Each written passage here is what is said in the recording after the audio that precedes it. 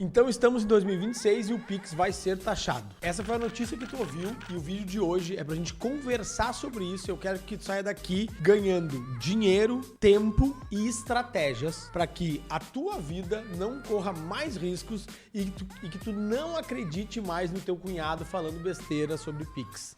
Beleza? Eu sou Gustavo Caletti, sou contador, professor desde os meus 21 anos de idade e hoje eu tô aqui para conversar contigo sobre que história é essa de que o Pix vai gerar imposto a pagar, de que eu tenho o MEI, mas não adianta eu ter o MEI porque não vai mais me proteger. O fato é que a legislação não mudou. A legislação não mudou de 2025 para 2026, não mudou na virada de ano. O que mudou foi o monitoramento da Receita Federal. Se a gente for olhar, existiram várias mudanças na legislação tributária que, inclusive, tornaram os limites de isenção de imposto de renda para pessoa física maiores. A partir de 1º de janeiro de 2026, qualquer seletista, né, qualquer pessoa que tem carteira assinada ou qualquer autônomo que recebe até R$5 mil na pessoa física é isento de imposto de renda, mas não é isento de INSS e ninguém está isento de fiscalização. Então, vamos por tópicos, tá? Vou te explicar o que mudou. O Pix vai ser taxado, Caletti? Não, o Pix não vai ser taxado. Pode continuar fazendo Pix, movimentando do jeito que tu faz. Talvez pode continuar do jeito que tu faz, talvez não, né? Mas olha só.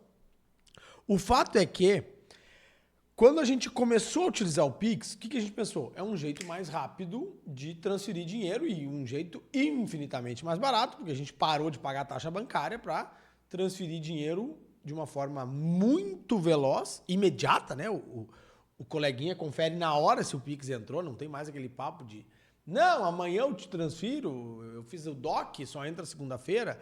Tomara que tu nem lembre dessa época em que a gente ainda pagava R$9, R$10 para fazer uma TED, R$8 para fazer um DOC, tá? Que era o jeito de mandar dinheiro de uma conta para outra. Então o Pix continua isso e o Pix não será taxado. Só que, vamos entender o sistema bancário, tá? Até o dia em que nasceu o Pix, até o dia em que o Pix foi startado, que a sociedade começou a utilizar o Pix, todas essas transferências bancárias, elas eram feitas nos sistemas bancários. Então, eu era correntista de um banco, eu pegava o meu dinheiro e mandava para o teu. Então, esses dois sistemas bancários se falavam, ok? Quando o governo instituiu o Pix, o que ele fez? Ele fez com que todo mundo usasse o terreno dele. A base é dele agora. Agora, todo mundo que quer mandar dinheiro um para o outro vai entrar na sua conta, mas vai acessar a plataforma do governo. Então, o governo antes utilizava um terreno alugado, passou a utilizar um terreno próprio. E no terreno próprio, quem tem todo o controle, toda a fiscalização e todos os dados é ele, o dono do terreno. Sim? Beleza, Caletti. Mas o que mudou de 25 para 26? Porque o Pix já existe há vários anos e vem crescendo a cada tempo. O fato é que o governo exigia dos bancos que eles enviassem as declarações por CPF e aí cada banco enviava a declaração. O que o brasileiro, eu sei que tu não faz isso de jeito nenhum, mas talvez um primo teu faça. O brasileiro, tentando ser malandro, abriu 12 contas bancárias, 15 contas bancárias. Então abriu conta bancária em qualquer banco novo, principalmente os bancos digitais, que não cobram taxa, então ficou de graça ter várias contas. E aí começou a movimentar pouco dinheiro em cada uma delas. E esses bancos, essas instituições financeiras, foram enviando essas obrigatoriamente, mês a mês, mandavam essas informações para o governo. Então, a conta do Caletti do Banco Inter movimentou R$2 mil. A conta do Caletti do Banco Bradesco movimentou R$1.000. A conta do Caletti do Banco Itaú movimentou R$1.300. E o pessoal descobriu que nessa legislação que exigia as declarações, existe um número mágico, os R$5 mil. Então, movimentações até R$5 mil não seriam enviadas. O que o brasileiro esperto fez? Vou utilizar 4.900, 4.800, 4.950 em cada uma das minhas contas, eles nunca vão me pegar. Porque é óbvio que o brasileiro é muito mais esperto do que os brasileiros que estão no governo. Prestou atenção, gente? Quem faz a lei em Brasília, e a gente não gosta da galera de Brasília, eu também não gosto, mas eles também são brasileiros, eles também convivem com brasileiros, eles também têm a malandragem brasileira. Em 2026, os bancos continuam enviando as informações, só que a régua caiu para 0. Ou seja, banco, toda e qualquer movimentação, todo e qualquer cliente que tu tenha, eu quero saber a movimentação. E a Receita Federal, o que ela fez? Ela mudou o formulário. Vamos imaginar. O banco deveria enviar as informações num formato PDF, ok?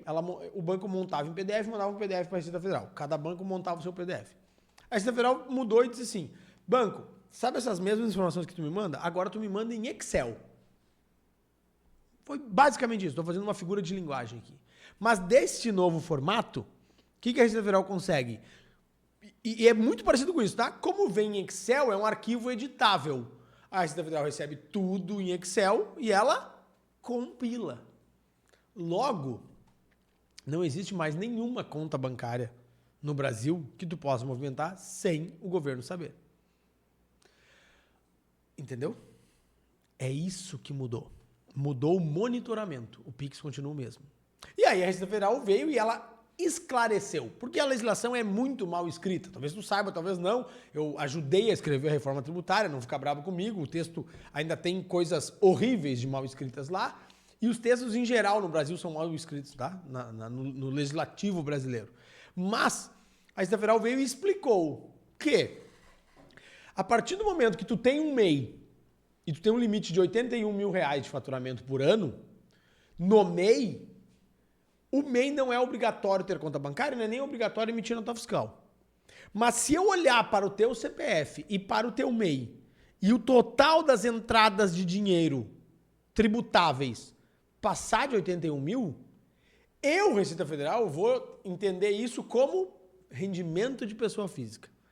E se eu entender isso como rendimento de pessoa física, tu vai pagar imposto de renda de pessoa física, que nesses valores vai ser de 27,5%. Ah, tem uma deduçãozinha ali, tem uma deduçãozinha aqui, mas a alíquota é de 27,5%. É isso que a Receita Federal veio e trouxe. A Receita Federal já tentou fazer isso no início de 2025, foi uma correria, todo mundo, um monte de fake news, um monte de gente que nunca leu uma lei fazendo vídeos e publicando besteiras. E por politicamente ter sido um tiro no pé, o governo recuou. Não é bem assim, relaxa. Só que esse ano o governo foi mais inteligente, pensando no lado dele. Ele lança no final de novembro a isenção de imposto de renda da pessoa física até R$5 mil. Uma ótima notícia, a maioria dos brasileiros terá um aumento substancial na sua renda a partir agora do final de janeiro de 2026. Mas avisa, sabe aquele monitoramento lá dos Pix? Eu vou fazer do jeito que eu queria ter feito já um ano atrás. E aí, gente, Calete, tu falou que em algum momento que existem Pix tributáveis e Pix não tributáveis. Sim, vamos lá. Pix tributáveis, tá? O que considera para essa conta para o governo querer cobrar imposto de ti? Todo e qualquer Pix que tu recebe de uma outra pessoa, física ou jurídica, que não tenha relação direta contigo. O que eu quero dizer com isso? A minha esposa me enviou um Pix. Esse Pix não é tributável. Por quê? Ela tem renda, eu e ela, eu faço minha declaração de imposto de renda, nós somos uma família e a gente, enfim, vou pagar a fatura do cartão de crédito, que tem as despesas da minha família no meu cartão e parte da renda dela ajuda a pagar esse cartão. Ela me faz um Pix, eu pago a fatura do meu cartão na minha conta. Isso não é um Pix tributável. Agora, tu me encontra na rua, quer uma hora de consultoria comigo, eu te cobro um valor, tu me faz um Pix. Isso é uma receita, isso é um Pix tributável. Calete, todo Pix tributável gera imposto a pagar? Não. Todo Pix tributável entra na conta para analisar se tu tem imposto a pagar. Então vamos entrar nos limites. Quem tem o MEI, eu oriento que tu abra uma conta bancária, uma conta, fecha todas as outras. Para com essa besteira. Um monte de conta idiota que não serve para nada. Pega uma conta bancária do teu MEI e controla para que ali entre até R$ 6.750 por mês. Esse é o limite do MEI, não tem previsão de aumento e não será aumentado. Mesmo em ano de eleição, não será aumentado. O governo não tem condição nenhuma de aumentar isso e não quer, não deseja isso, tá? Por mais que ele te diga que ele quer, ele não quer, tá? Talvez ele prometa na campanha para conseguir votos, de um lado ou de outro. Segundo, pega uma conta pessoa física e ali tu vê se tu recebe acima de 5 mil reais ou não. Então, todo MEI no Brasil, ele tem 2 baldes. Um balde de 6.750 no CNPJ, eu recomendo que esteja no CNPJ para que tu, em algum momento, comprove, se precisar. E outro balde de 5 mil reais. Calete, eu tenho carteira assinada e eu tenho um MEI. Tudo bem. Só que o valor de carteira assinada, ele já consome parte dos teus 5 mil. Se tu tem carteira assinada e tem 7 mil de salário, todo e qualquer Pix que tu receber na pessoa física já é problema. Porque ali tu teria que tributar 27,5%. Calete, como é que eles vão pegar? Gente, o governo já sabe que tu sonega, tá? Já sabe que tu sonega. Pega um papel e caneta aí, tá? 0,1, 2, 3, 4, 5, 6, 7, 7 zeros depois da vírgula, 1%. Essa é a chance de erro do sistema randômico da Receita Federal ter errado contigo. O que eu quero te dizer? Se um dia tu receber uma cartinha, e essa cartinha hoje é virtual, se um dia tu receber uma fiscalização da Receita Federal, né, uma notificação da Receita Federal, a chance deles estarem errado é 0,70, 1% deles ter se enganado contigo. Ou seja, se tu recebeu a cartinha, cara, tu fez alguma coisa errada, ou tu não escutou esse vídeo, ou tu viu esse vídeo e não prestou atenção, né? Tá aí lavando a louça e acha que não tem que anotar, acha que vai lembrar isso de cabeça, acha que vai fazer isso depois e vai dar certo. Não, tem que fazer agora. Fazer agora. Porque 2026 já tá acontecendo. No mínimo tu tá vendo esse vídeo em 2026 já. Ou seja, já tem 1 mês e pouco de 2026 pra tu tá vendo esse vídeo e tu vai ter problema. Coisa que a gente tem que cuidar. Coisa que a gente tem que cuidar, tá? Calete, eles vão consolidar como? Por CPF. Então não interessa, de novo, não interessa quantas contas bancárias tu vai ter, entendeu? Não interessa quantas contas bancárias tu tiver. Eles vão consolidar por CPF. Calete, qual é a minha alternativa se eu recebo hoje 10 mil reais na pessoa física e 10 mil no MEI? Bom, o teu CNPJ já não cabe mais no MEI e o lógico seria tu ter uma empresa provavelmente enquadrada no Simples Nacional e pagar imposto sobre isso. Sobre faturamento mensal, que é assim que se tributa imposto. É assim que se tributa a pessoa jurídica, as pessoas jurídicas no Simples, que é o modo mais barato de pessoa jurídica. Gente, o fato é que o governo não atualiza as tabelas porque ele quer cada vez mais que as pessoas paguem mais imposto e estejam mais profissionalizadas. Pensa, esse limite do MEI foi corrigido há anos atrás. Então, mesmo, é muito louco, tu pode estar fatura, é bem comum que em 2026 tu fature, tu venda em dinheiro mais do que tu vendeu em 2025 e lucre menos. Por quê? Vamos imaginar que eu venda canetas como essa, ok? Em 2025, o meu fornecedor me cobrava R$3 essa caneta e eu conseguia vender por 7. Ok? Então, eu tinha uma margem de R$4 para pagar minhas outras despesas. Eu tinha uma margem de R$4 para pagar minhas outras despesas e lucrar. Sim. Em abril de 2025, o meu fornecedor me olhou e disse assim, Calete, sabe aquela caneta de R$3? Agora eu vou te cobrar R$3,50. E aí tu olhou assim, vender por 7 já tá difícil, eu vou manter 7. Então, tu perdeu 50 centavos de lucro e vendeu por 7. Só que chegou em julho, eles disseram assim, Calete, vou te vender por R$4,50 essa caneta, não tem como vender menos. Tu foi nos outros fornecedores, tava todo mundo pertinho de R$4,50. Aí o que tu fez? Tá bom, eu vou comprar R$4,50, mas então eu vou vender a R$8. De novo, tu continua ganhando menos dinheiro do que quando tu vendia a 7 e comprava a 3. Sim? A inflação, a Selic está alta, então as coisas estão aumentando de preço, mas nem sempre por uma falta de estratégia de negócio, uma falta de estratégia de venda, uma falta de desenhos, tu está conseguindo vender, e as empresas em geral fazem isso, mas em algum momento elas têm que repassar preço. Só que repassando o preço, elas aumentam o preço de venda, não necessariamente o lucro. Com as tabelas não atualizadas há muito tempo, como o MEI, tem gente que quando abriu o seu MEI 3 anos atrás, faturava 5 mil reais e tinha uma vida de 4, gastava 1.000 para produzir o que produzia. Hoje, fatura 8 e tem uma vida de 3, porque gasta 5 mil para produzir o que produz. O governo quer sim que essa pessoa saia do MEI e vá para o Simples. E que as empresas do Simples, que a tabela também não atualiza, saia do Simples e vá para outros regimes tributários, como o presumido lucro real.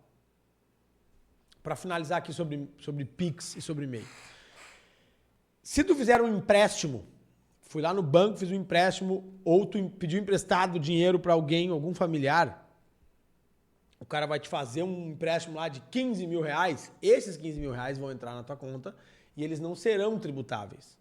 Ah, Calete, mas então eu vou explicar lá para a Receita Federal que todo o dinheiro que entra é empréstimo. Primeiro, que a gente precisa entender que tu não vai ter chance de te explicar. Como assim, Calete? Não tem uma notificação, é direto multa? Tem notificação, mas quem te analisa é o computador. E a estatística é muito boa. É muito boa. Tem muita gente que foi fiscalizada por repetir transferências de 4.900, 4.850, 4.950. E teve gente que fez transferências de 5.100 reais, porque duas transferências de 5.100 chama muito menos atenção do que várias transferências de 4.900. Por quê? 4.900 significa que tu não quer bater o teto dos 5. Então, por que tu tá fugindo da fiscalização? Tu tem alguma coisa para... Tu está escondendo algo. Então, se tu está escondendo algo, eu vou pegar. Tá entendendo? A gente... É muito comum nas conversas de bar, nas conversas de família, nas conversas de churrasco. Não, mas daí se eles vierem, eu explico que é isso. Tu não tem o que explicar. Tu vai ter que... Olha, se der tudo certo e tu acha que tu tem razão, tu vai digitar uma carta para eles numa defesa administrativa.